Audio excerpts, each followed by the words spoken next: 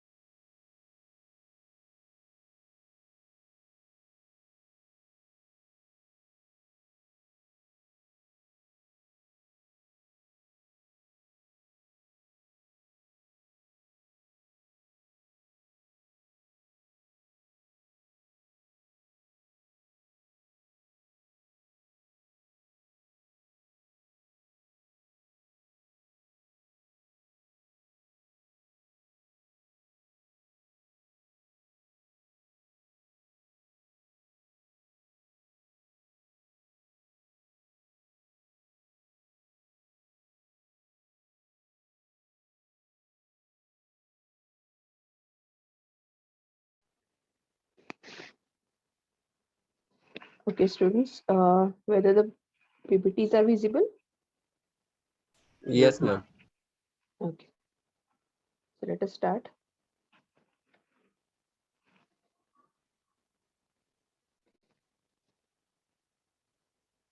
So in this chapter, we have started with the chapter number 4, clipping and display file compilation.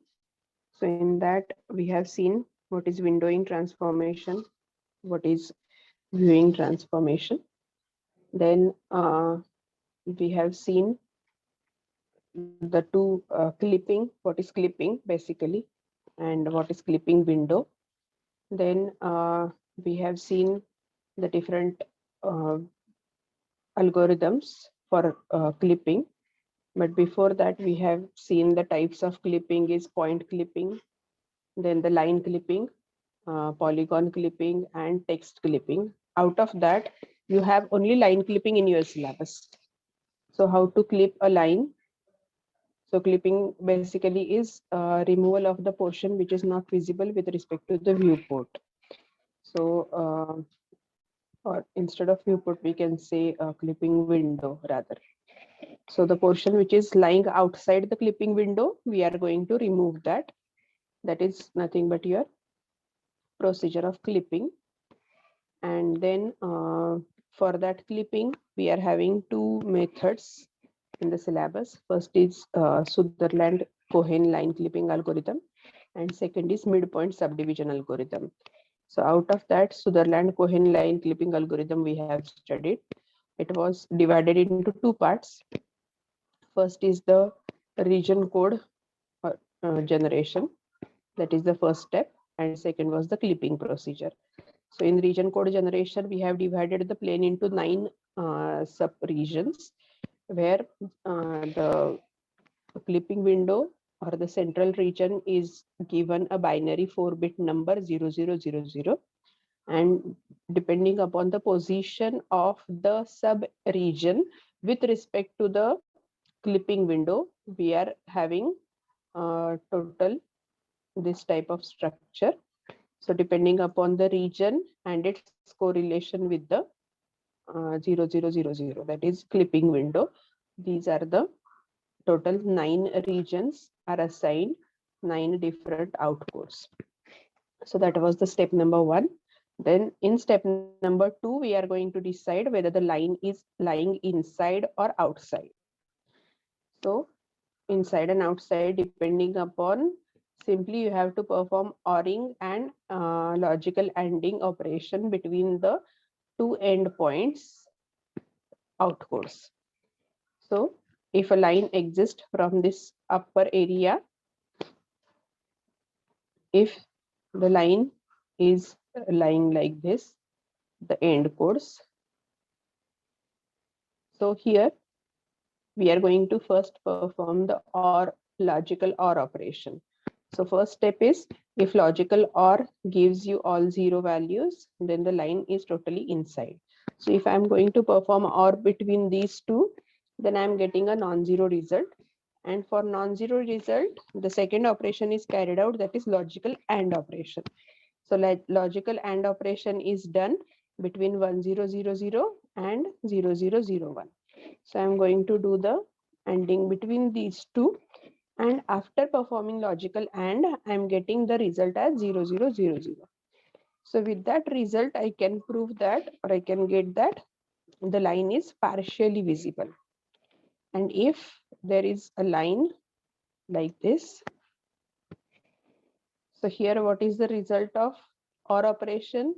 It is obviously non-zero. So we have to decide whether it is partially visible or completely invisible. So for that, we will perform the AND between these two. So ANDing between these two is giving me 1 into 1, that is 1 is ANDing with this 1, which is giving me a result 1. Ultimately, the result of ANDing is a non-zero value. And whenever a non-zero value is there, it means the line is totally outside. So for ANDing, if the result is all zeros, then the line is partially visible. And if result is non-zero value, then the line is totally invisible. So in that way, we have determined first the type of the line. And for completely invisible line or for completely visible line, no clipping is required. The clipping is only required for such type of lines which are partially visible. And for those lines, now the next step is you have to calculate the slope of the line, and based on the slope, you have to find the intersection of line with the window edge. So this intersection you have to find, and second, this intersection you have to find. So depending upon the slope expression, we can easily get that. So these were the steps we have covered for Sutherland-Cohen line clipping algorithm. So this is the clipping procedure. That is step number 2. So if both endpoints are inside the clipping window, then it is accepted as totally visible line. If they are completely outside, then rejected. And if both endpoints are outside, but the line is passing through the window, or one endpoint inside, one endpoint outside, then also it is partially visible, and apply the clipping after that. So in clipping, we will be first doing the calculation of the slope, and using the same slope value, we can calculate the intersection point of the line and the window edge, right? So that is how we can compute the portion of the line which is visible and which is non-visible. So the line portion which is non-visible, we can remove that. We can cut that portion. So this is the first algorithm, Sutherland-Cohen line clipping algorithm. And we have seen it with one example. So this was the example we have taken, and we have calculated the point which is visible and the portion which is invisible by using this Sutherland-Cohen algorithm in the previous lecture. Now in midpoint subdivision algorithm, first step is same, region code generation, and second step is again clipping procedure, but the method of clipping is different. Here the visible partially visible line is subdivided into two equal parts. That is, at the half of the line, we are going to divide, or we are going to divide the line at its midpoint. So two equal halves of the line we will get, and then we will check whether these two halves are again visible, invisible, or partially visible kind of thing. So go on repeated subdivision of the line at its midpoint so that we can check the portion which is inside the window. So you have to do the recursive subdivision of the line at its midpoint.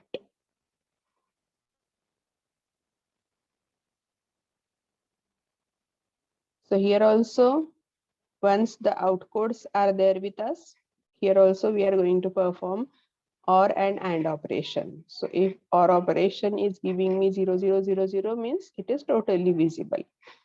If the ending between the two is giving me the result as a non-zero, then the line is totally invisible. And again, for partially visible line, we have the ORing non-zero but ending 0. So in that case, the line is partially visible. So for partial visible line, calculate the midpoint. So midpoint calculation formula is this. If x parameter of midpoint you want to find out, then you have to add the two endpoints x coordinate divided by 2. If you do in that manner, you can get the x and y value of the midpoint. So again, check for the M1 point, whether it is inside, outside like that, and repeat the same procedure for the again subdivision of the line. So these are the steps. First is x min, y min, x max, y max of the window we have to read so that we can draw the clipping window. That is your step number 1. So by using the simple rectangle function, passing the x min, y min, x max, y max, I can draw the rectangle, which is your clipping window. Then read the end point of line x1, y1, x2, y2. Then compute the outcode for A and B. So A and B are the points, or we can say end points. So you have to calculate the outcode for those endpoints so that we can check whether the line is totally inside, outside, or partially visible. So we have that already we have studied this, that if y value is greater than y max, top value is selected and top indicates A of 1. Then A of 2, A of 3, A of 4, TBRL is the sequence. So that is how for point A, we are setting the outcode. Similarly, for point B, we are going to set the outcode using the same TBRL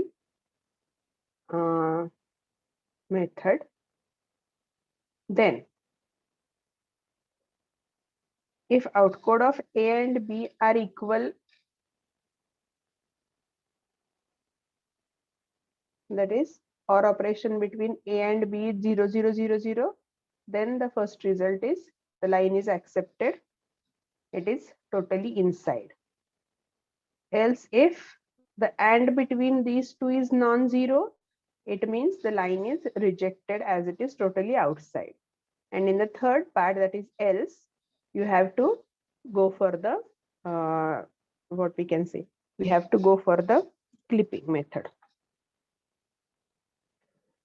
So in that clipping, divide the line into two halves and recursively call step number 3. So step number 3 is what? Compute the outcode. So once we have divided the line at its midpoint, then for midpoint and one end, like this. This is your window and the line is like this. Okay. So first A and B points were there and we have determined the end code for A and B. So what is the end code of A?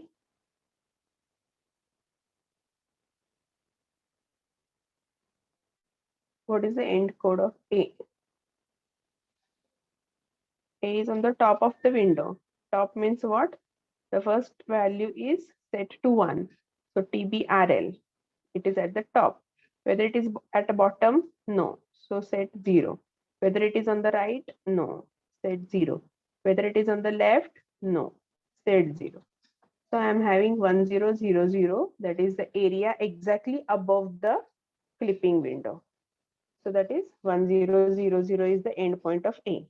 For B, what can be the endpoint?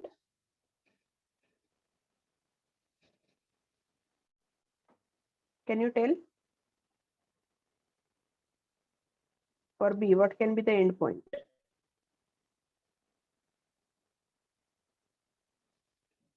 Yes, Ma'am, 0110. right. So it is not at the top, so 0. Then it is at the bottom. Yes, it is at the bottom of window. So 1. It is on the right hand side. Yes, it is on the right hand side of the window. So 1. And it is not on the left. So 0, 1.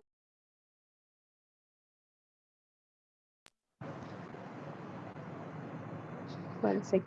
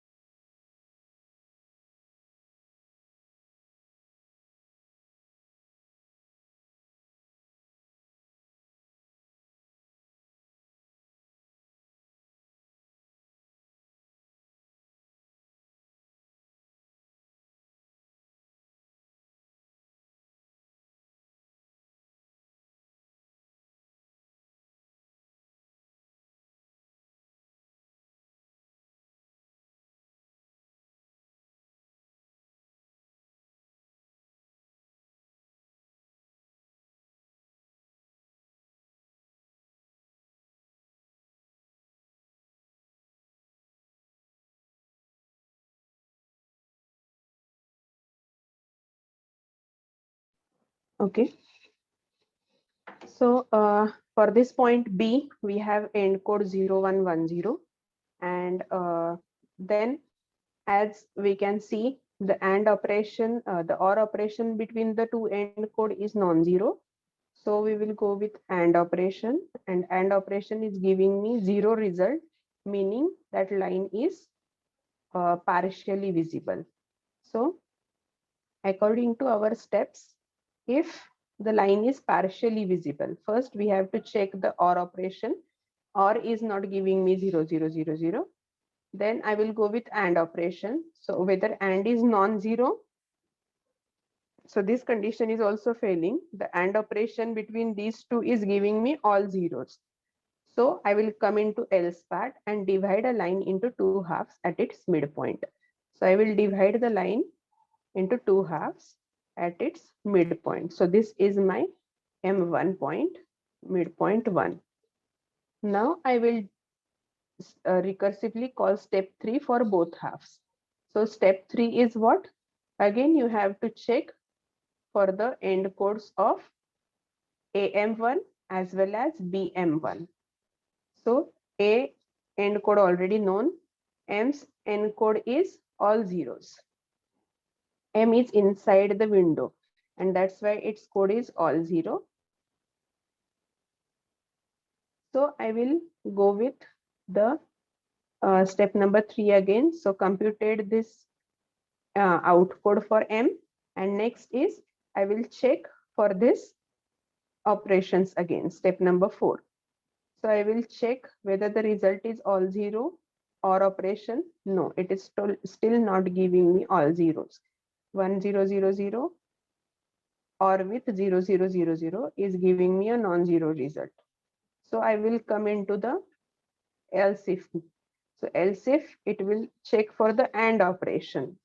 So AND between 1000 and 0000 is all zeros. So this condition is also failing, and I will enter into else part, which is divide a line at its midpoint. So for AM1, again, I am going to divide the line at its midpoint. So second subdivision of the line, and I will get M2 as my second midpoint.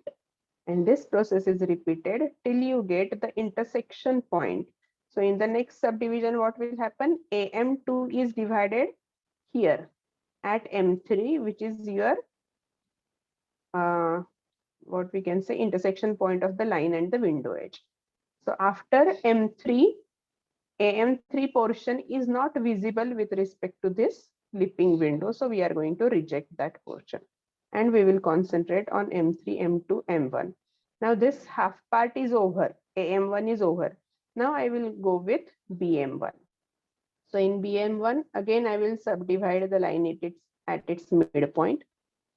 Then after that, again, I will subdivide it. If it is lying outside, then reject this portion, and I will concentrate on this portion. So at the end, I will find this midpoint, which is exactly the intersection of this line and this vertical window edge. And ultimately, I will get this BM1 first subdivision is suppose here. That is now I will call it as BM4. Then next subdivision is here, BM5, and the last subdivision is at this point, which is BM6, which is the intersection point. So ultimately M3 to M6 line is visible. I am cutting down BM6 and AM3 portions as they are not visible. So this is how you are going to proceed with recursive subdivision at its midpoint. Getting it, all of you?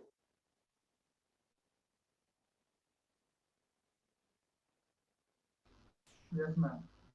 Okay. Girls?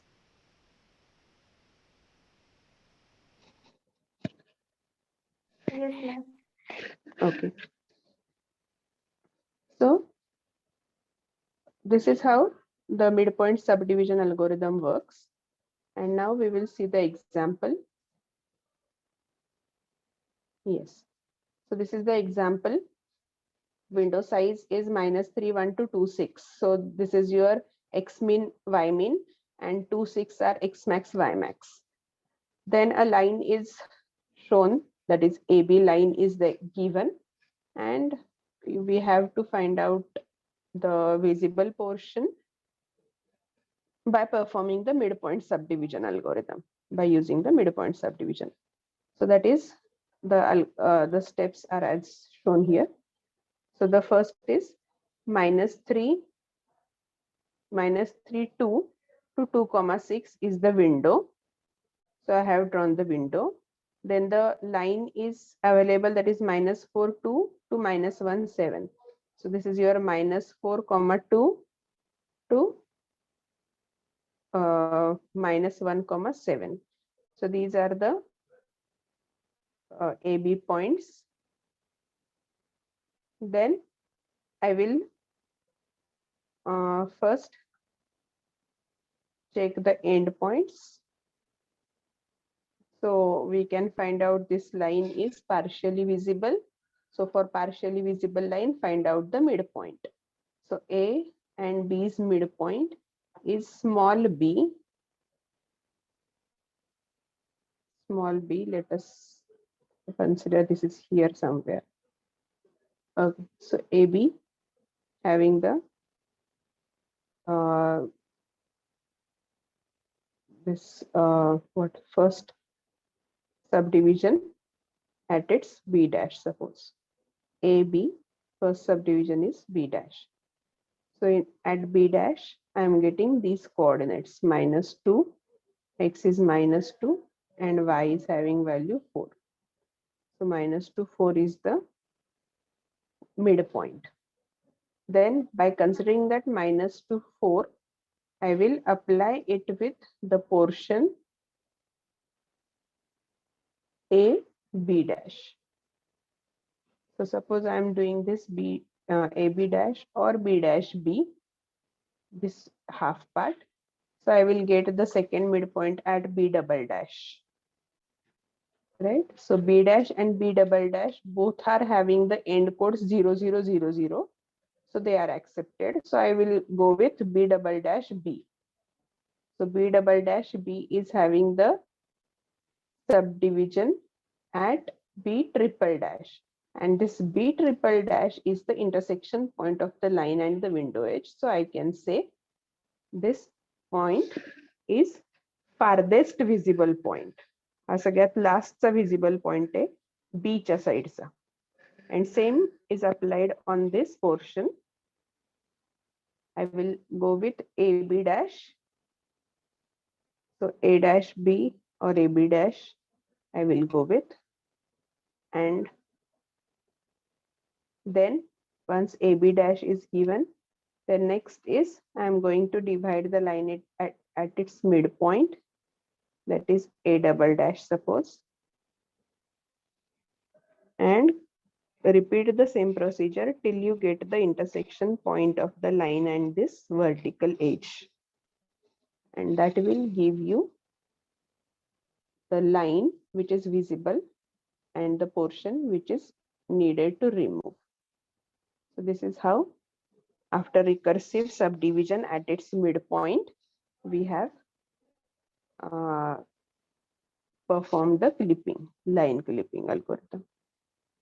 So these are the A triple dash, B triple dash line is available from point -3 to -1,6. So these are the 2 points which are farthest visible points along line AB. Okay, all of you have understood up to this, the midpoint subdivision algorithm.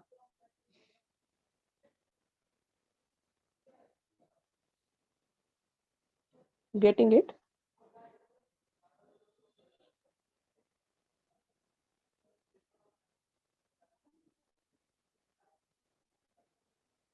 Okay. So the next is segmented display file. So segmented display file that we are going to study here. So if I want to store the image, it is getting saved in the display file. That display file is using the segment structure to save that particular image. Okay, so we will see the different operations which we can perform on segmented display file, like open, close, and what are the different operations and how to retrieve and save the data. So these are the different things that we are going to see, which is segmented display file. So let us read the introduction. To humans, an image is not just a random collection of pixels, it is meaningful arrangement of region and objects. There also exist a variety of images, that is natural scenes, paintings, etc. Despite the large variation of these images, humans have no problem to interpret them. The image information is stored in display file. So we have seen different types of images. It can be a nature scene, it can be a painting, but we can easily recognize, or we can correlate that image with its meaning. So if it is a natural scene, we are able to judge that whenever any image is displayed to it, that is of natural image, natural scene. Or whenever any painting is shown, then your eyes and brain are uh, sufficient enough to check which type of image is given. Now, same thing is applied for the computers also, and that image information is getting stored in the display file. So display file is the structure where we are going to store those images. Existing structure of display file does not satisfy the requirement of viewing image. Display image is modified to reflect the sub-picture structure. To achieve this, display file is divided into segment. So currently, whatever the existing display file structure is there, it is storing the image according to the pixels. Suppose I want to draw a triangle, then current file structure is storing the information in case of pixels.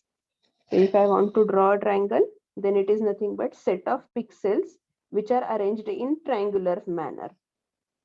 Set of pixels which are arranged in the triangular manner. But what happens that it is not satisfying the requirement of viewing image. So it does not suit to the viewing image requirement. So instead of that, what we can do is we can store the file into segments. So we are going to store the file according to the segment. So this is your segment number 1, this is your segment number 2, and this is your segment number 3. So which will give you more suitable environment to interpret the data. So I can interpret easily that 3 lines are connected together to form a triangle. So here the interpretation of the image will be difficult. And for that purpose, instead of storing the image in a pixel format, we are storing the image in segment format. And that particular file where the information or the picture is stored in terms of segments, that file is called as segmented display file. So this file is majorly used for the display purpose. So we are going to display the images onto the screen by using this display file.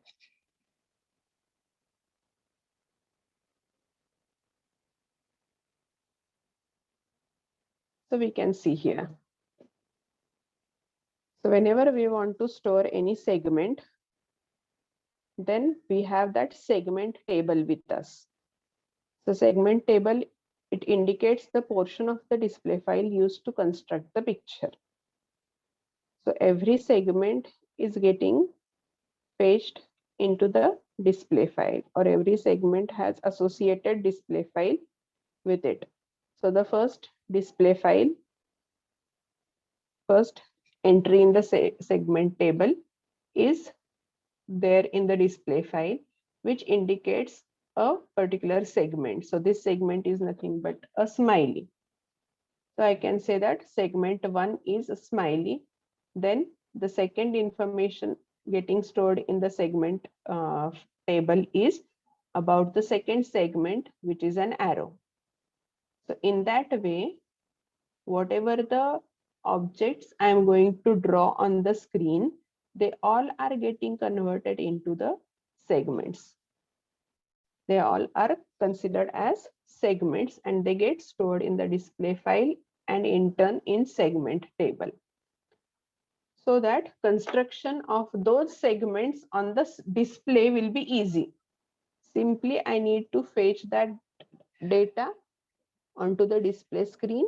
So all the data is available in the display file. I'm going to fetch that data so that this face structure or the smiley structure will appear onto the display file. Okay, so this is how, instead of pixel by pixel information, now we are storing the complete segment in the display file, and the name of that file is segmented display. Okay,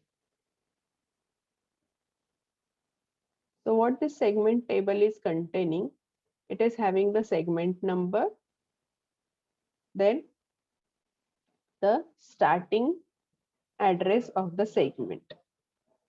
So the segment start is stored over here, then segment size is stored over here. So with start and size, we can reach to the end. Suppose I am having this, let us say I am having this data structure where I am storing the or where I am having the start. So this is nothing but the starting address, we can say. And I know what is the size of this segment. Consider size of this segment is 10 bytes. So if size is 10 bytes, it means I am getting that the next address will start at 11 number. So if this address is 0, that is the segment start is 0 and the segment size is 10, then I can easily calculate that at 11 number position or 11 number location, the segment 2 will start. So the starting address and the size is required to calculate the address of the next segment. Then you can perform the different operations on it, like its scale along x direction, that is its width, then scale along y direction, that is its height.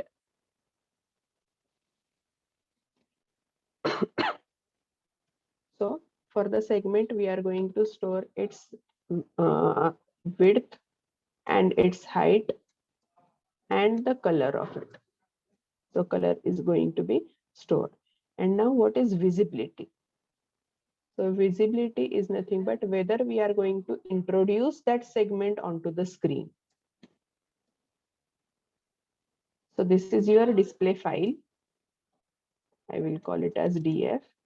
So this is your display file in which number of segments are stored. Number of segments are stored.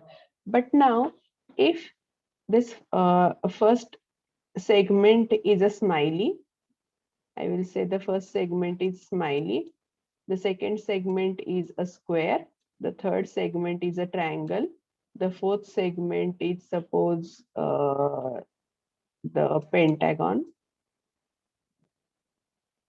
Okay, so that is about the number of segments. Now I want to display only a pentagon and a face.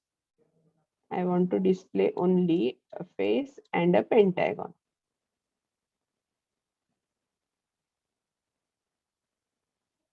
Okay, I want to display only a pentagon and a face.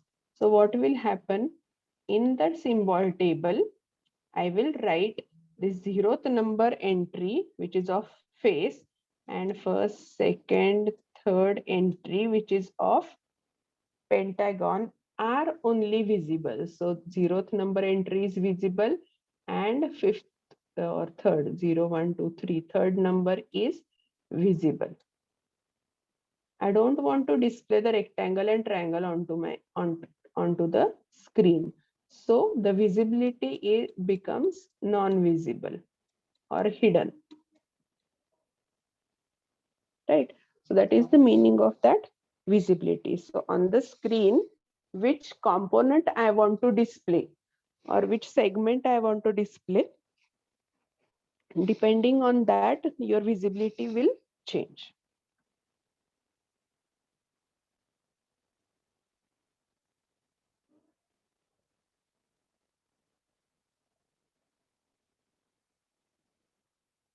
Okay.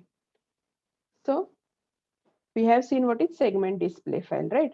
Instead of pixel by pixel information, we are going to store the image in a uh, uh, segmented structure, and which is called a segmented display file. Now we will see this introductory part.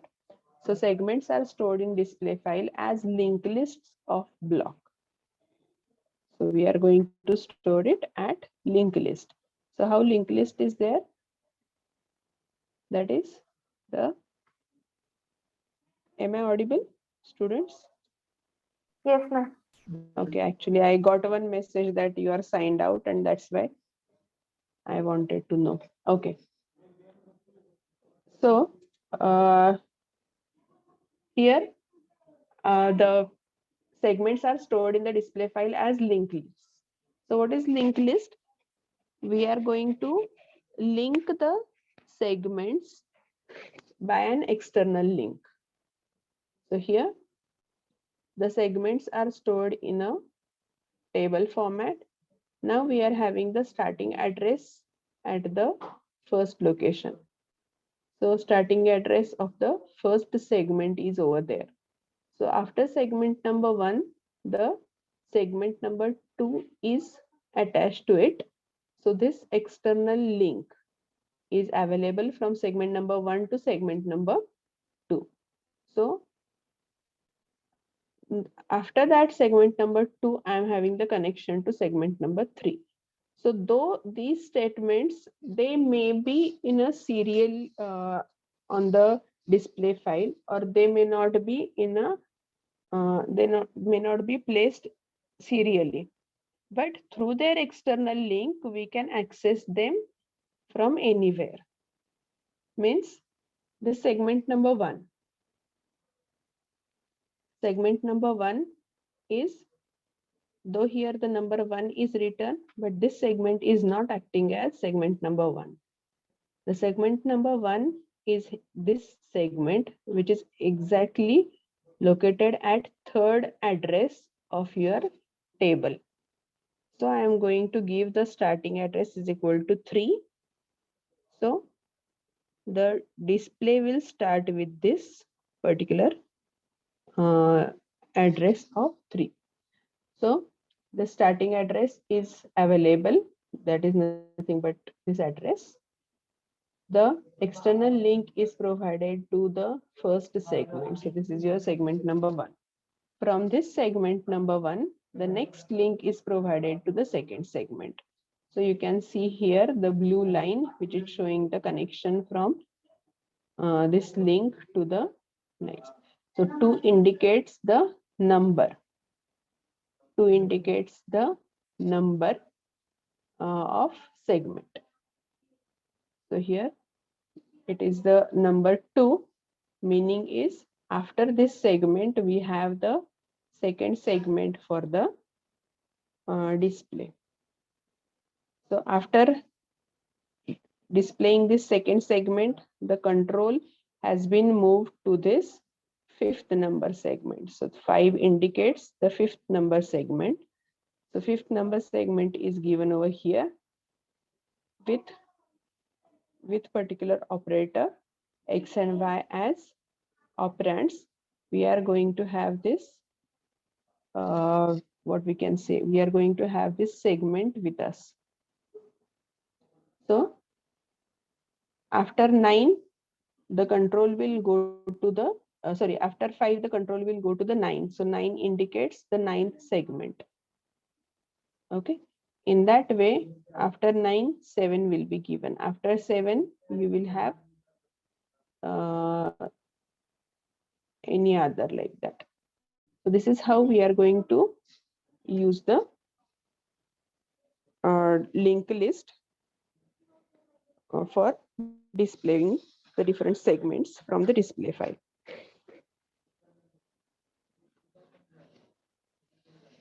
So segments are stored in the display file as linked list of the blocks. Each segment represents a logical separate portion of image. So just now we have discussed that smiley is one of the logically separate unit. Then rectangle is one of the separate unit. Then triangle, then pentagon. So all those are logically separate units. They are the segments and stored in the linked list format. The segment table is formed by using arrays. So already we know that it is a array. An alternative approach is linked lists. So we can have array or we can have the linked list. So what are the drawbacks and positive things of arrays and linked lists? So for that, the array is the static structure where if we want to add further elements more than the size of the array declared.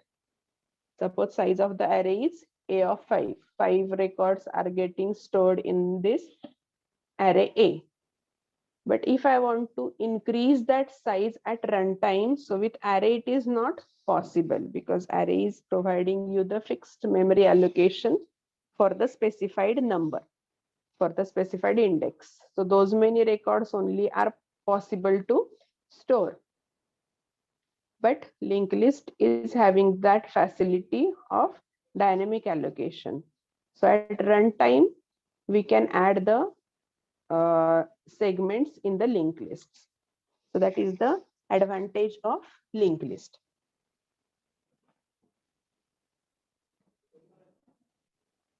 So here, in case of arrays, maximum number of segments that can be included are equal to the length of the array, right? So it is fixed one. But with linked list, there is no such limit on the maximum number of segments. That is, the list is dynamic. In linked list, ordering is achieved by simply adjusting the links. In case of arrays, we have to move actual segment information in the process of sorting the segments. So if arrays are used, then we have to sequentially put the segments one after other, and then only the display is possible. But in linked list, we can write the segments anywhere. Simply we need to introduce the link between the previous and the next segment. So that's it. So that is nothing but the order of the segments is not important in linked list, but it is must in case of arrays. The disadvantage of linked list is that it requires more storage to hold the links, and that is costly. So we know that two benefits of linked list we have studied, that is dynamically we can increase the size, and second is we can have the freedom to store the segments anywhere in the linked list, anywhere in the memory. Simply you have to maintain those links. Okay, so uh, the drawback of the linked list is, as we need to have that link address with every segment, so it improves or it requires more amount of memory to store such linked addresses. In the linked list, deleting the cell means changing two links. So if I want to delete this segment number 2, if I want to delete this segment number 2, then after segment 1, directly you have to reach to the segment 3. And from segment, so every time we need to do the two things. Removal of this is nothing but addition of link from 1 to 3.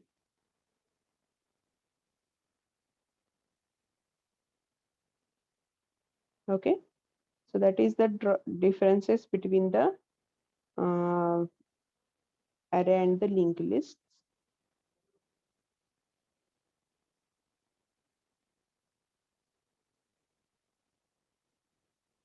Okay, so this is simple conceptual model of display process.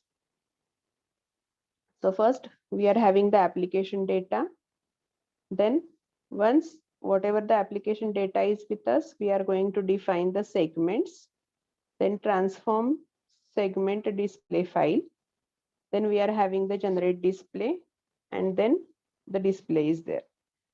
So here the segmented file is first read by the display processor.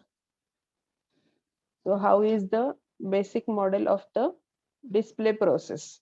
So that is shown over here. So segmented display file is read by the display processor. That is the first step.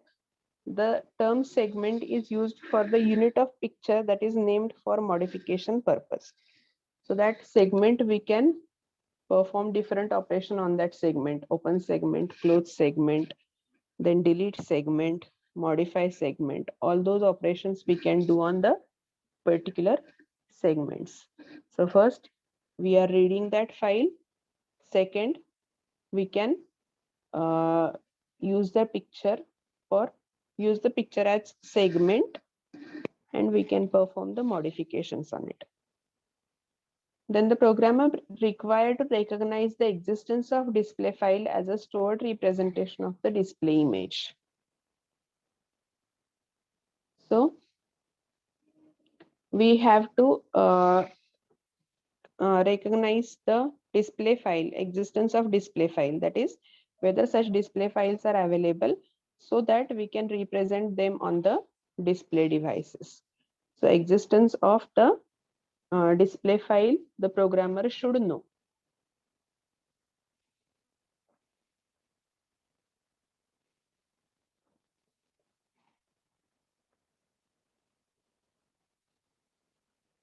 Then it is simply the collection of display file instructions representing graphics primitive which can be manipulated by instructions. So in the display file, we are having the number of segments.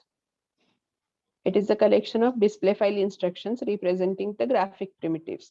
So simply like the other functions like open, close, and all that. So these segments are also using the functions like open segment, close segment, delete segment, and we can manipulate it with the instructions.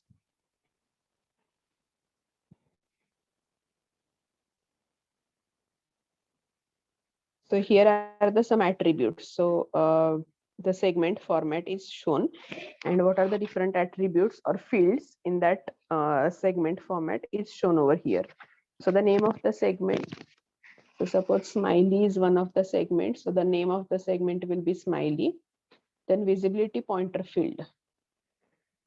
So visibility pointer field is nothing but we are going to check whether the whether that segment is visible or not. That means whether we are posting that segment onto the display device or not.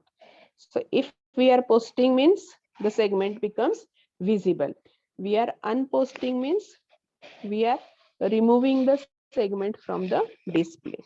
So that is the visibility pointer. So visibility pointer for that ID means what? The segment ID. That is nothing but if the segment is smiley and its ID is 1, so I can set the visibility 1 comma V. V stands for visible, and invisible means IV stands for unposted of the segment, unposting. The next is next segment pointer field. The next segment pointer field is important because the link should be there in between two uh, two particular segments. So here I'm having the link from first segment to second segment. So that is done with this pointer, next pointer link. Then the segment parameters. So here we will have the different parameters with respect to the segments, its color, then its size, etc. Then the output parameters. So output parameter is nothing but the after displaying it, whether to keep that segment onto the screen or whether to remove that. So that is nothing but the output parameter. So After displaying it once, if we are going to remove that, then output parameter will be equal to unpost. That is nothing but make the segment invisible at output. So that is nothing but the output parameters.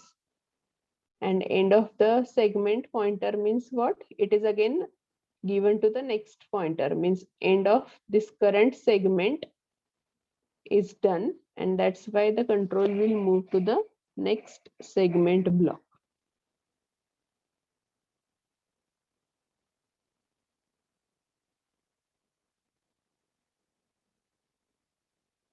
So other attributes of the segment are visibility, that we have already discussed. Then priority. So priority is one of the important parameter, like which segment is having highest priority. Suppose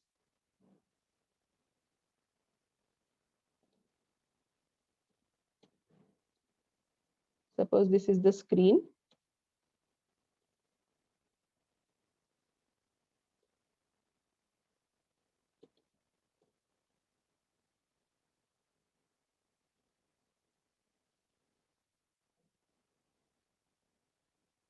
Okay.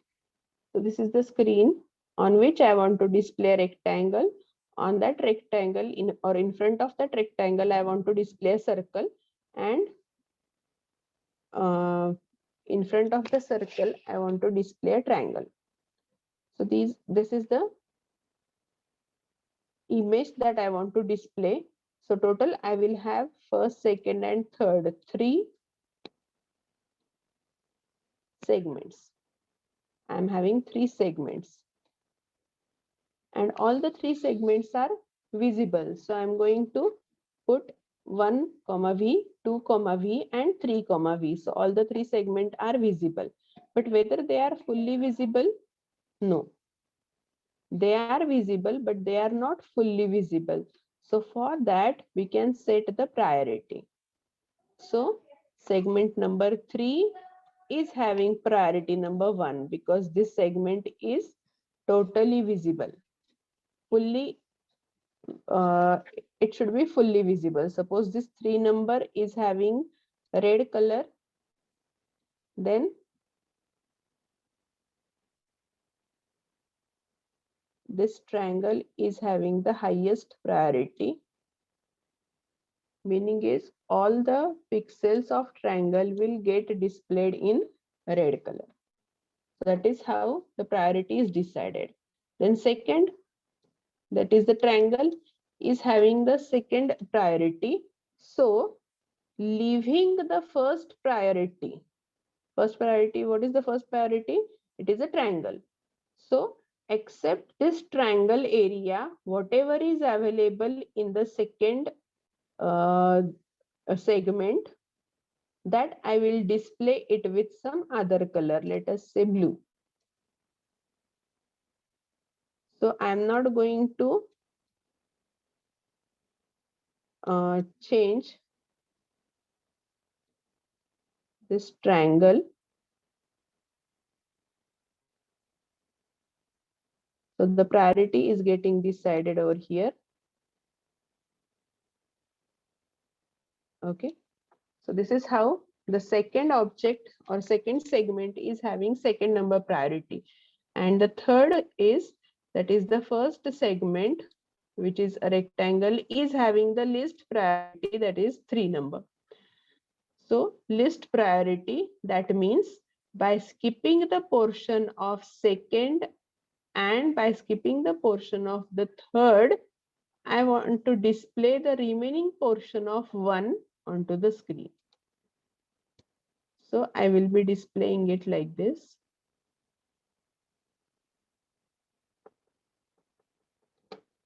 Okay. And this is how the picture is showing you the priority in their positions. So priority is set to some integer values. So integer values of the priority. Next is highlight or normal. So any particular segment you want to highlight or you want to keep it as it is, depending upon that, we are going to write here highlight field. So ID comma highlight. So if I will write first segment comma highlight, so it will do some type of highlighting in this portion.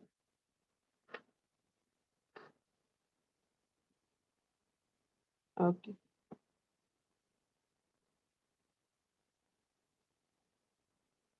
Right. So next is size, position, and orientation. So where to keep, what is the size of that, and what is the orientation? So where to keep this triangle, the position of the triangle, then its size of the triangle and orientation. So how the triangle is placed, the direction of rotation, whether it is like this or any other intermediate shape.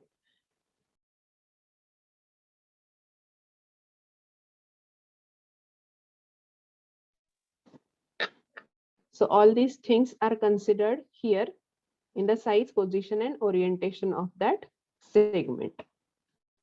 Okay. So these are the attributes we are going to store while storing the segment in the segmented display file. All of you are getting this segment format and segment attributes.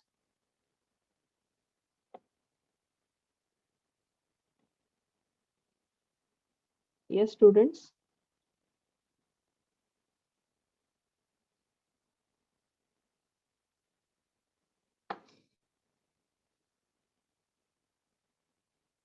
Yes. All of you are clear with segment format and segment attributes.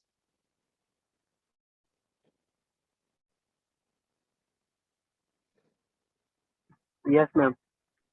Okay, girls.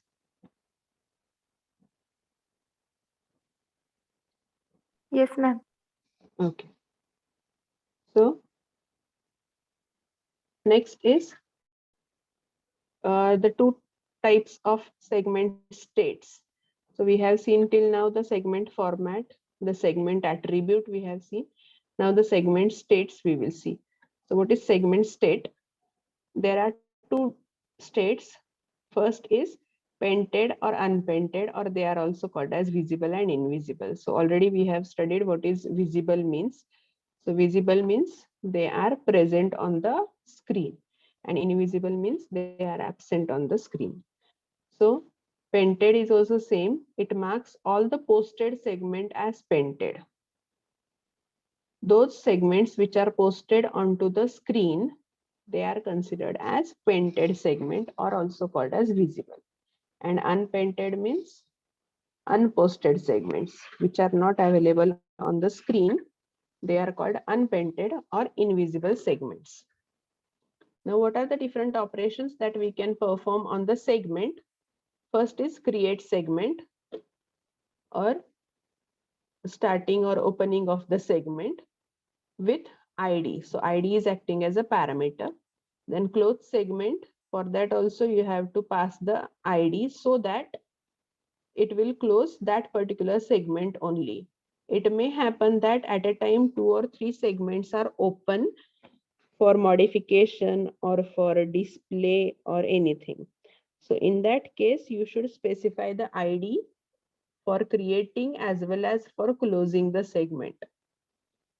Then delete segment will remove it from the display file itself, and rename segment is same as that of our rename file. Like you have to specify the old ID and you have to give the new ID.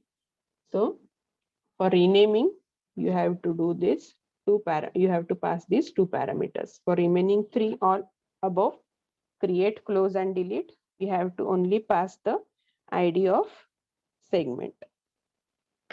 So let us see in detail what this create segment and all means. Okay, so in segment creation, so before we open the segment, we have to create that. We have to create the segment before opening it. And that's why segment creation is very important thing.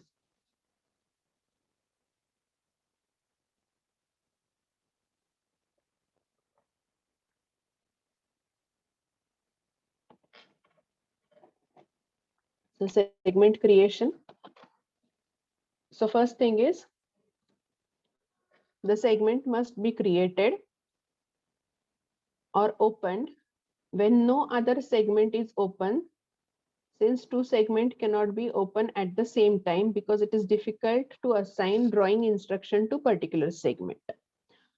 So if we want to write anything into the segment, or if we want to display that segment, if we want to modify that segment, then at a time only one segment should be open. If two or more segments are open, then we cannot perform modification with those segments. And that's why the segment must be created or opened when no other segment is open. So if we want to create a segment, then at that time we have to check that whether all other segments are closed. Okay, so the segment created must be given a name to identify it, which must be a valid one, and there should not be no name with the same earlier. So we have to create the segment, and for identification we should give the name to that segment, and that name should be a new name. If already given name is there, then it will not be a valid name. So you should always give new name to the file. If you are giving the same name, then you are getting the error that file is already existing. Similar is the segment condition. Similar is the condition for this segment. That means while creating the segment, first you have to check whether any segment is open. If it is open, then you have to show the error. Second thing is you have to assign the name to the segment. If that assigned name already exists, then you have to report the error. The third thing is you have to give then the new name to that segment. Once it is done, after this, we initialize the items in the segment table under our segment name. And the first instruction of the segment is allocated at free storage in display file, and attributes of the segment are initialized to default. So once we are going to create the segment and assign a name to it, after that we will initialize it into our segment table. The first instruction of this segment is allocated at next free storage. So in the display file, suppose if I am having the already available 3-4 segments with me, if I am having 4 segments already with me, then the allocation for this new segment is next free storage in the display file. So this storage is empty now. So I will have the storage for my new segment, suppose segment number 5. For that, this space will get allocated.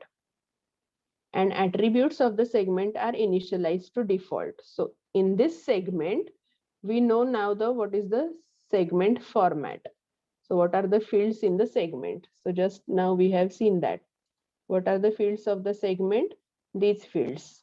So initially all these fields are set to default values because they are getting initialized, but we are not filling any information here, and that's why they are assigned default values.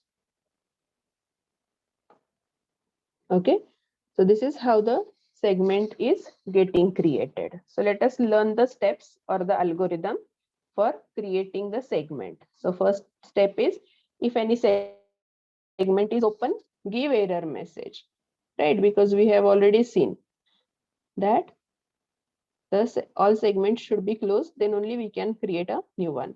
So if any segment is open, give the error message, segment is still open, and go to 8 number step, which is stop step.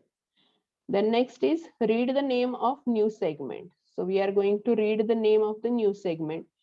If the segment name is not valid, give the error as segment name not valid and then stop. The next is if the segment name is already existing, give the error message, it is already exists in the name list. Suppose at the creation of 5, instead of 5, if I will write, if I will create the segment 3. So what will happen? Already the segment 3 is available in your list. So it will generate the error that the segment name already exists in the name list. And then it will stop. If none of this condition is true, means what? All segments are closed. Then you have given a valid name which is not already available. So a new name, that is name is 5, I have given, which is a valid name and not available already. So if this case happens, then make next free storage area in the display file as start of new segment. So this area is getting allocated for the start of the segment number 5. Then initialize size of new segment to 0 and all attribute to the default value. So current size of this segment is not yet fixed. We will start storing this segment values at 5th at this location. So you will know the start of this segment, but still we are not knowing the end of this segment. And that's why the size of new segment is initialized to 0. And all the attributes are default values. Then inform that new segment is now open and stop. So you have to inform that this segment is open, because if you want to go with creation of new segment or opening any other segment already available, then it should give error, because we are having this segment number 5 open and we are performing some operations on it. And that's why this stage or this state of the segment 5 open state should be conveyed to other segments, that this segment number 5 is open. Okay, so for create segment, these many things you have to check. Getting it?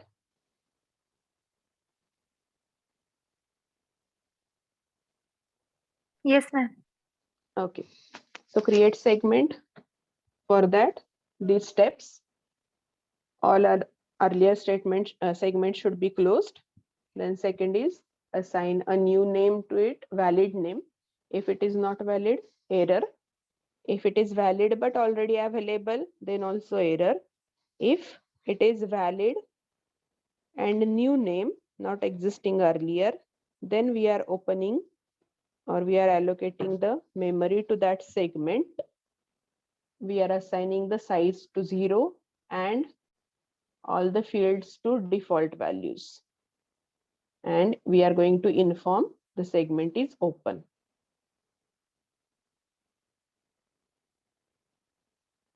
Next operation on the segment is closing a segment.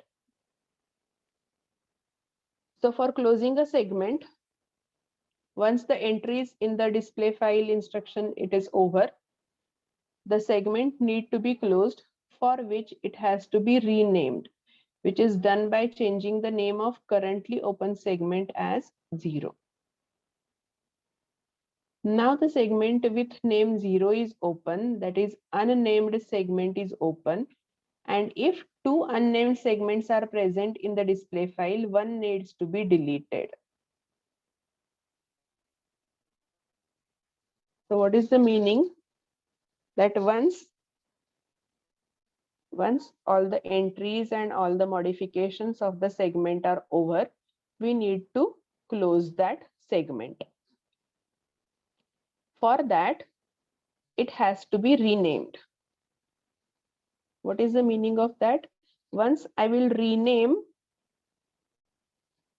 the used segment, that is, that particular segment has no further use, then I will name it as 0. So renaming it 0 means we are not going to use that segment again.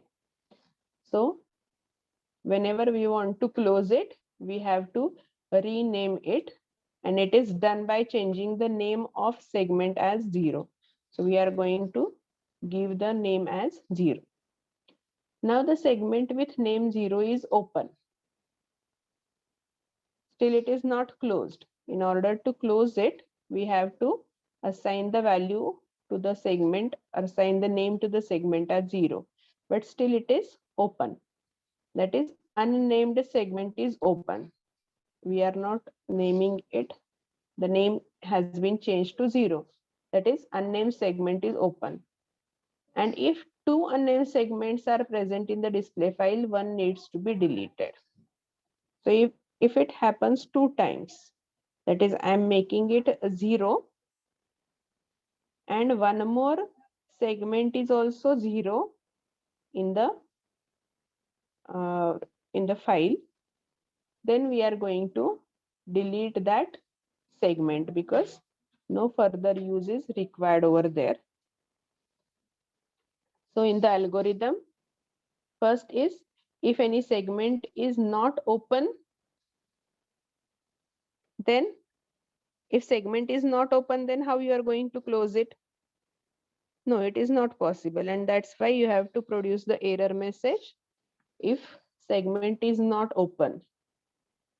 If any segment is not open, then you have to generate the error message, no segment is open, and go to stop step.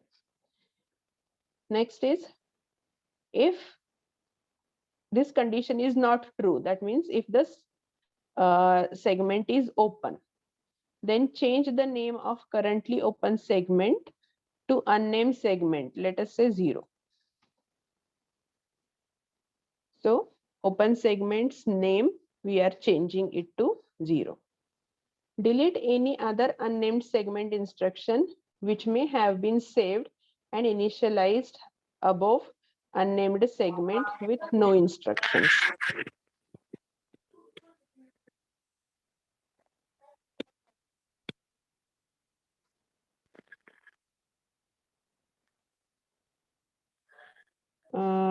Roll number 11, please mute yourself.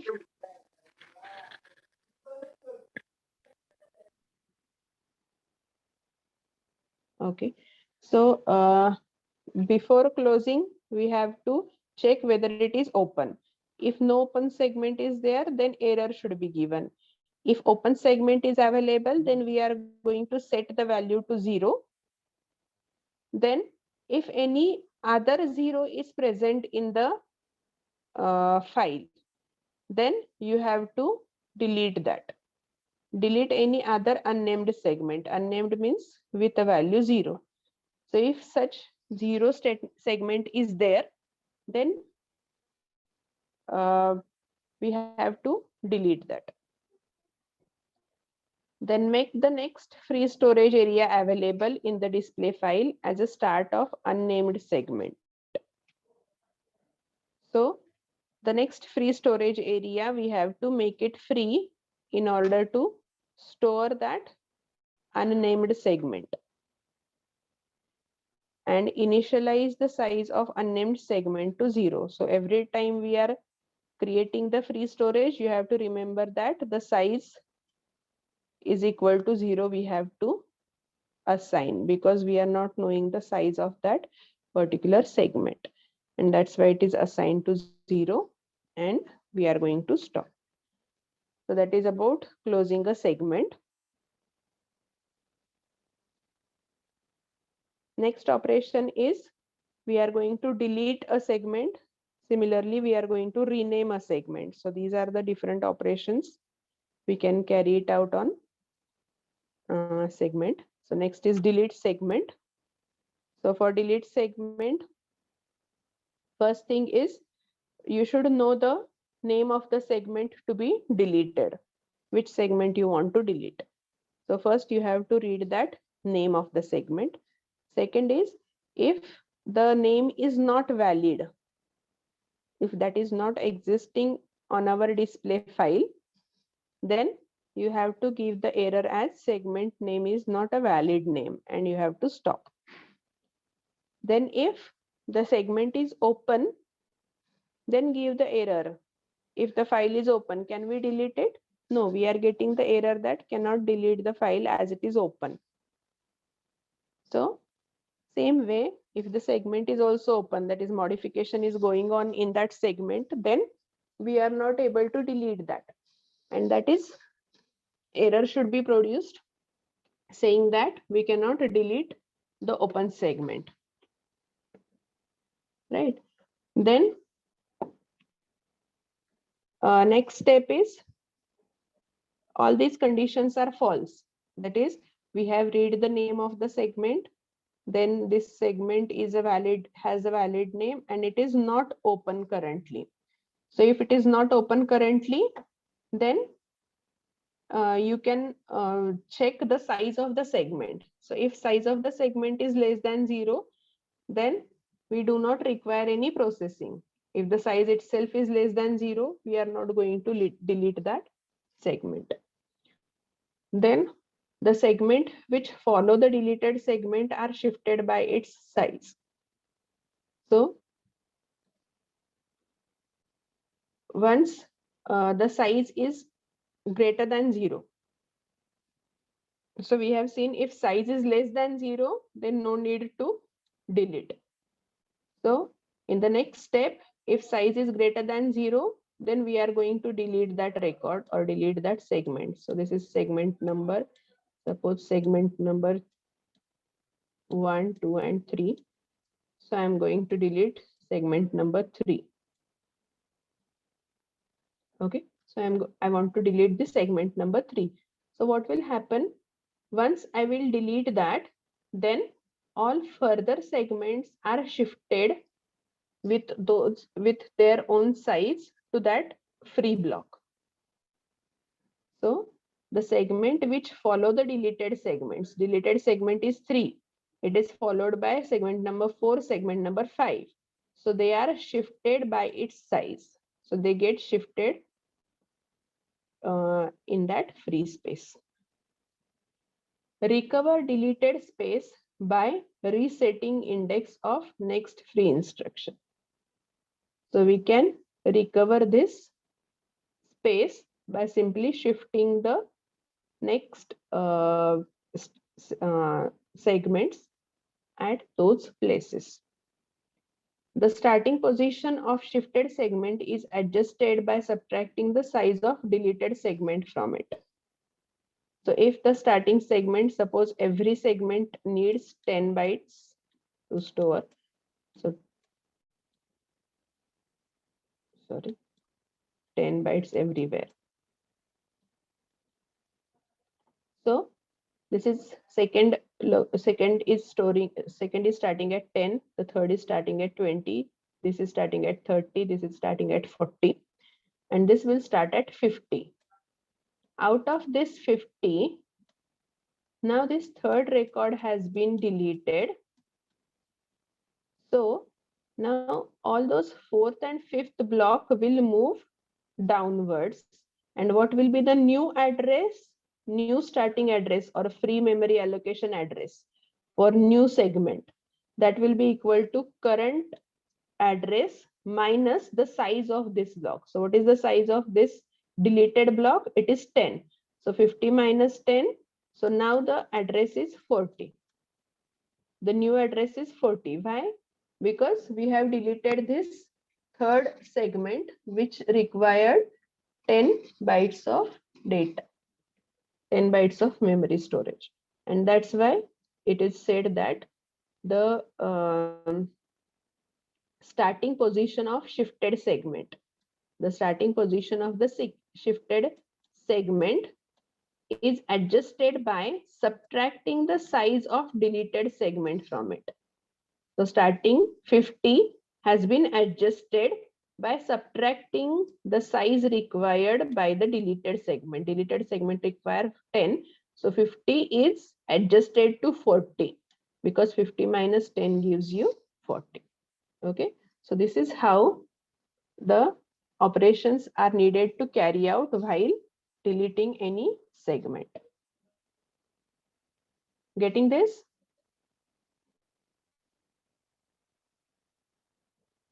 Yes, ma'am. Okay. So for delete segment, you have to check all those possibilities. First possibility is read the name, check whether the name is valid. Third, check uh, whether the segment with that name is open. If open, then deletion is not possible. Then next is assign if the size for that name is less than 0, then we are not going to process anything and we will stop. Else, if size is greater than 0, then we are going to delete it by shifting the records which are following after that record.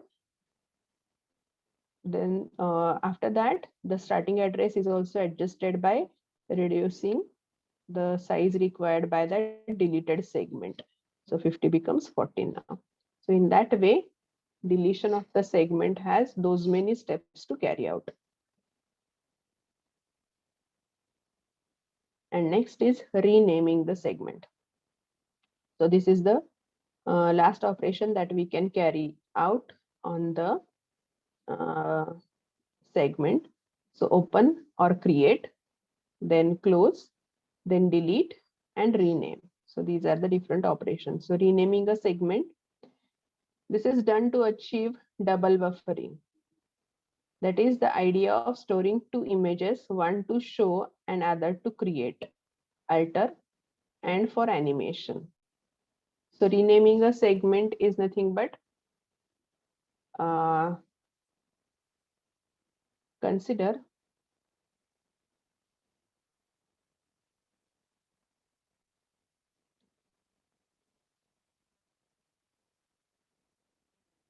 consider I want to display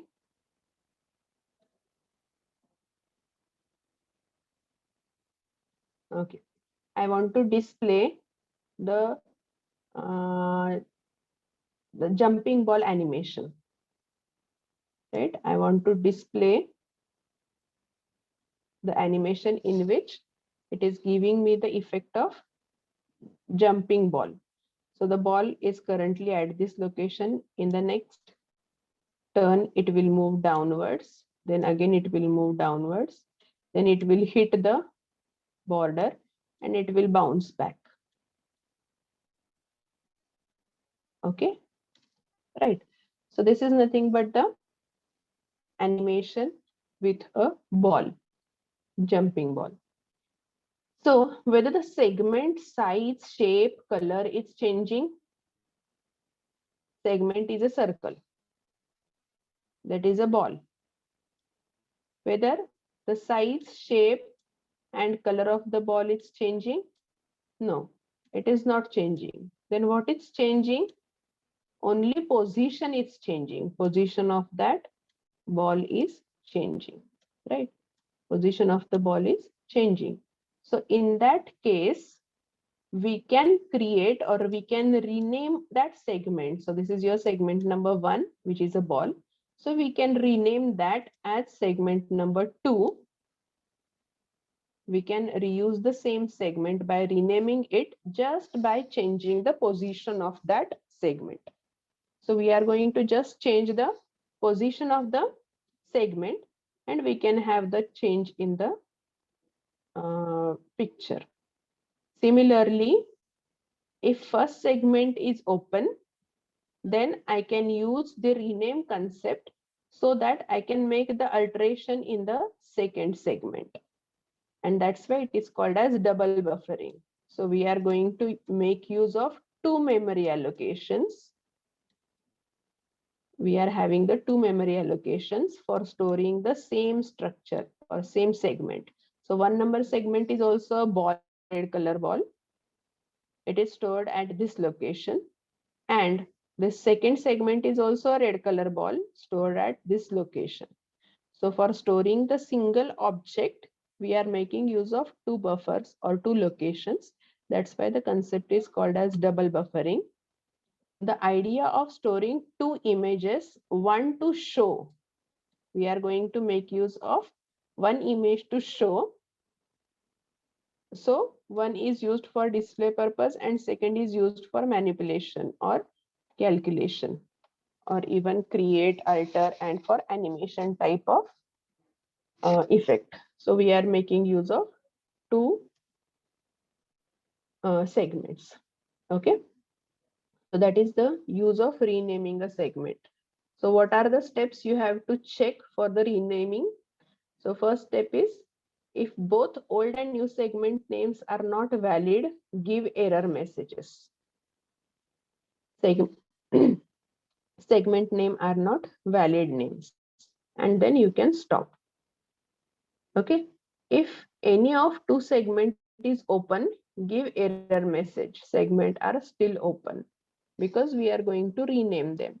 So it should be closed before renaming them. If new segment name given already exists in the display list, give error message. If I'm going to rename it as 2, and this 2 is already available in our list, segment list. So you can generate the error message that segment name already exists and you can stop.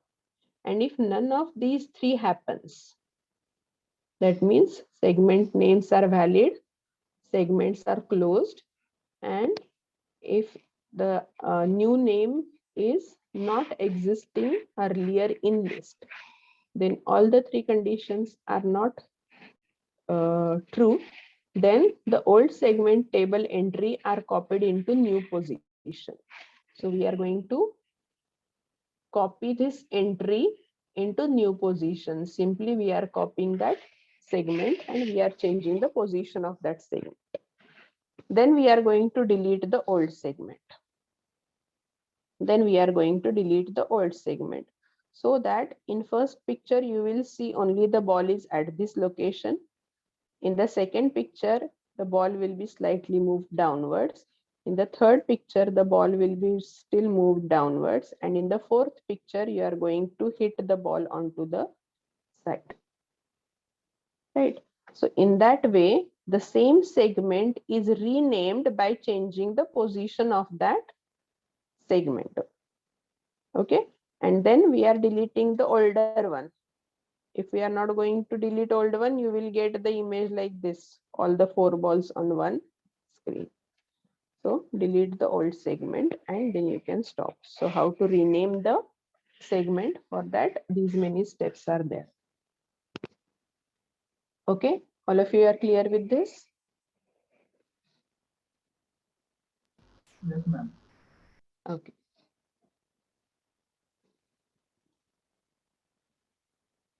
So what are the advantages of using segmented display? So it allows to organize display file in sub-picture structure. It is true. If on the screen I want to display one smiley, one arrow, one triangle, then instead of going for a pixel by pixel display, I can subdivide the picture into 3 segments. So that will be easier for me to modify or to alter those segments. It allows to apply different set of attributes to different portion of image. So we know that image is having 3 segments, and for all the 3 segments we can have different attributes, like one image is posted, one is not posted. That means one image is visible, one is not visible. Or you can change the color, you can change the position, you can change the you can add highlight to that. So all those things you can achieve with segments. It makes it easier to the picture by changing or replacing the segments. Yes, we have already learned that we can easily modify it by using the segments. Then it allows application of transformation on selective portion of images. So if image consists of a circle, one triangle and one arrow, then I can apply the modification only on arrow without changing the circle and the triangle in the picture. I can just modify the arrow directly. Okay, so that is nothing but the advantages of segmented display file. The next is the display file compilation. So in display file compilation, we need to construct the display file compiler. So it ensures the uninterrupted refresh for flicker free. So if we are going to have the different segments, then all those segments are all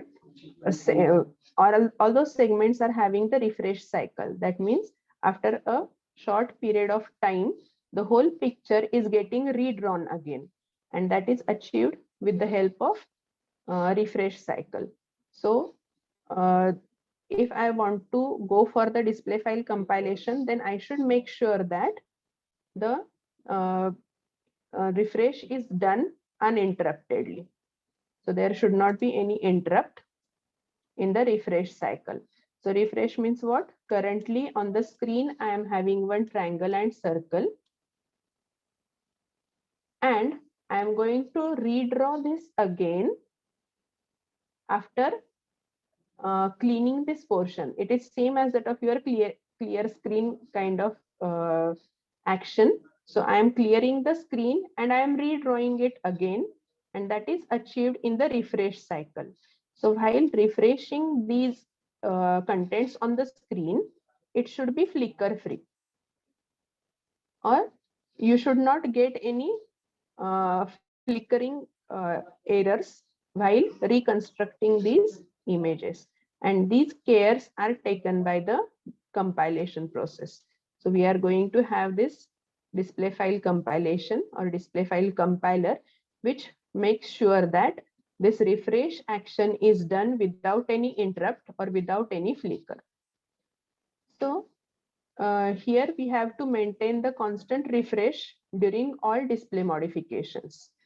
So whenever I want to display any image, then a constant rate of refresh is maintained throughout the procedure. The corruption of file occurs when the display file fails to represent a valid sequence of instructions.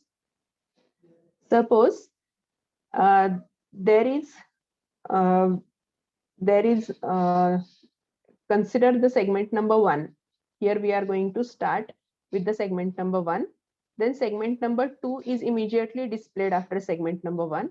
And after segment number 2, I am displaying this segment, which is at the bottom of the display file. And after this segment, I want to display this segment number 3. So in that case, as the order of the operation is not in a sequence, then there will be corruption in the file which will occur, and it fails to represent the valid sequence of the instructions. So here we are going to have discontinuities in the file structure, which will lead to corruption of the file. So in that case, we may use double buffering concept so that there will not be any discontinuity will happen, because one buffer is used for displaying purpose while other is used for modification purpose. So one picture is constantly on the monitor while the second picture or the second buffer makes use of memory area to perform the modification or altering or creating any new segment. So in that case, if the discontinuities in the display file structure will cause the corruption of file, the solution is you can use the double buffering, in which one buffer is used for the display purpose and other buffer is used for the modification or alteration purpose. Then the next is the new segment is constructed in an unused memory, leaving the old version in the display file. So here the new segment is constructed. in unused memory. So whatever the free memory is available, in that we can construct a new segment and leaving the old version in the display file. So we are going to make use of free area or free memory to generate a new segment. While if we want to go with instead of going for the modification with the older one, so older one will remain as it is, and we will use the free area to go for the generation of new segment or modification of the earlier present segment. So simply we are going to cut that segment which is under modification, and we will recreate or we will create the new segment in the free. And then what will happen? We don't need to follow these type of links. We are going to make use of the direct or we are going to follow the sequence as per stored in the display file. So segment number 1, 2, 3, and then the new segment. Instead of jumping from one segment to other, we can have the serial access to the segments. So all these things are taken care by the display file compilation.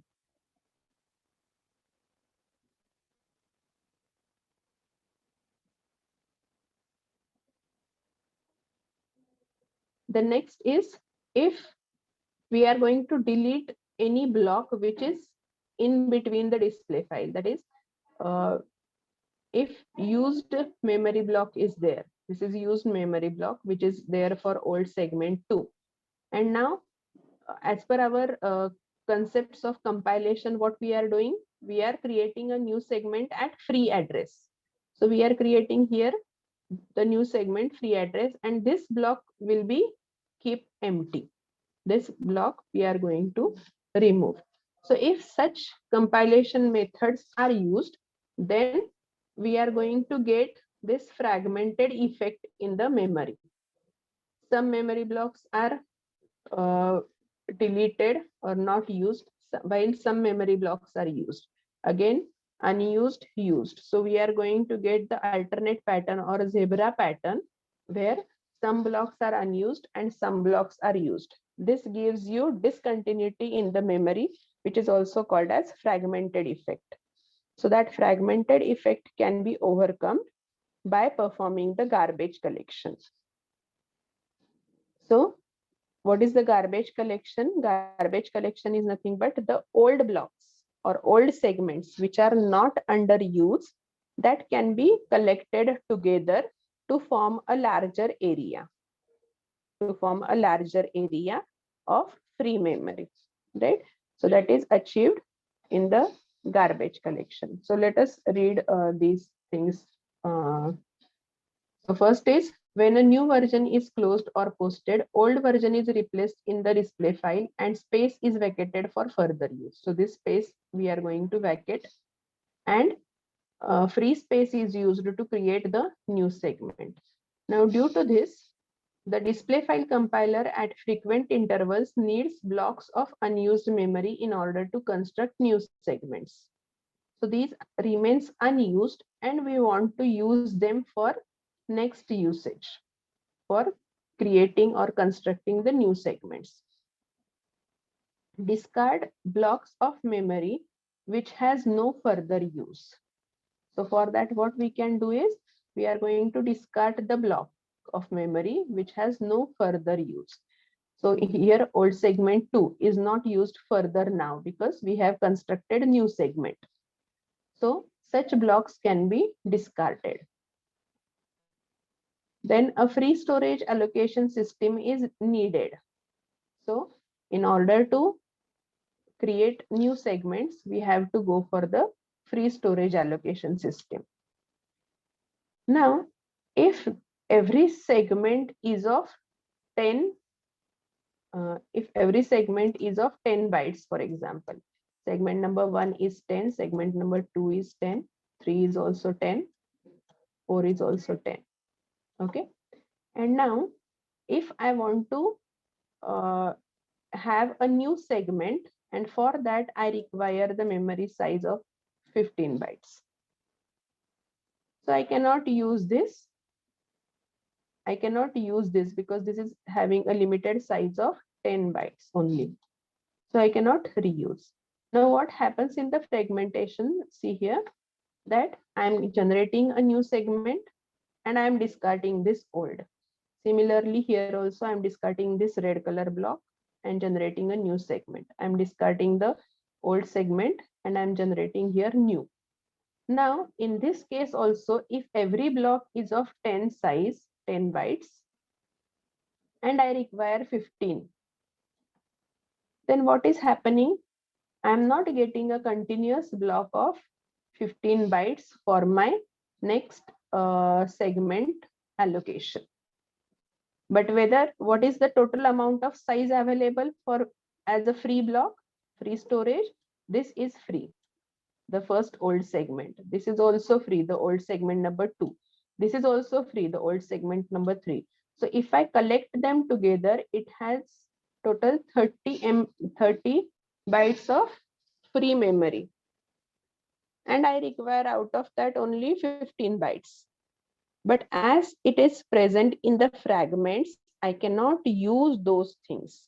I cannot use that 30 bytes of data available, 30 bytes of memory available for my new segment. So what can be the solution?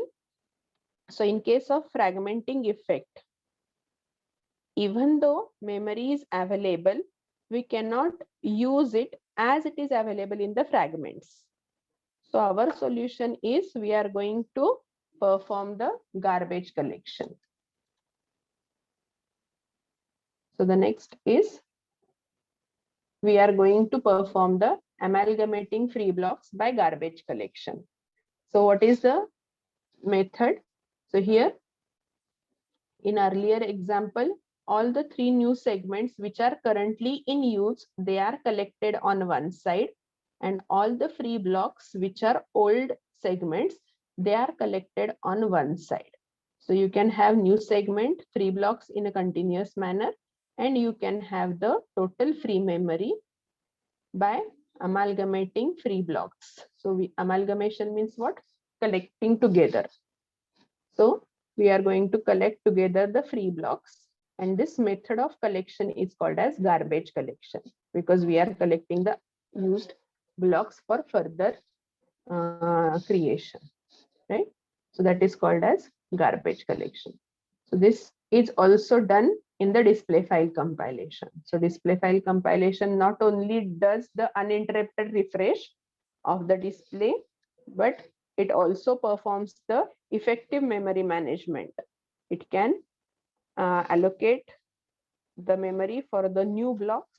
It can deallocate the memory for the old blocks, as well as it can collect all those deallocated blocks together for further use. So all these things comes under the display file compilation. Okay, and the last thing is, what is the problem with double buffering? So we have seen that the double buffering is used. One is used for the display purpose and other is used for the manipulation kind of thing, or creation, modification, anything. So here what is the problem with double buffering is it creates the discontinuities in the display file because we are using the see here what happens in the double buffering. This is the first segment, which is a segment of a ball. We have seen the example of animation of ball. In the second also, I am using the second buffer also to draw a ball at slightly lower position, right? Once this second ball is drawn, I am going to delete this, the first one. Then again, I am making use of third segment, which is again a ball, which is again at slightly lower position than that of 2. Once I create this 2, I am going to delete. Once I am creating the 3, I will delete the second one. and this process is repeated. So if 3 is currently in use, I am having the older blocks at the bottom. So which creates the discontinuities in the display file where each segment is followed by next consecutive segment or pointer. It creates the fractured segment, which is more troublesome. So the segments which are not in use, simply we are going to discard them, and it will perform the fragmentation or fractured structure, fractured segments in our display file. So that is the drawback of double buffering. Okay, so this question comes for MCQ kind of questions in the exam, that what is the drawback of double buffering. So it creates the discontinuities in the display file, and it creates the fractured segments, right? So this ends with your chapter number 4, and in the tomorrow's lecture we will see the chapter number 5. Okay, so we will stop here for today. You give attendance.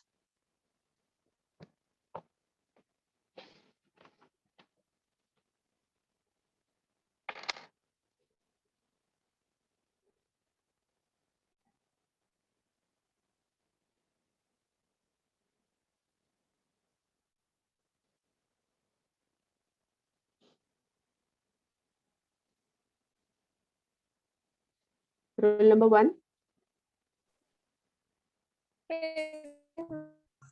Okay, roll number 2. Present, ma'am. Roll number 3. Present, ma'am. 4. Present, ma'am. 5. Present, ma'am. 6. 7. 8. Present, ma'am. 9. Present, ma'am. 10.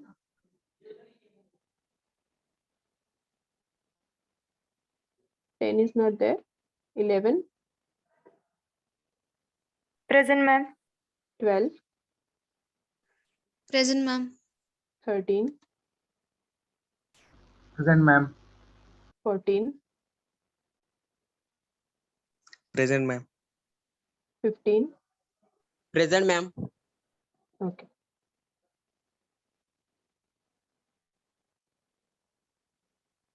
Okay. Thank you. So we will stop here. In the next lecture, we will start with the last chapter, that is chapter number 5.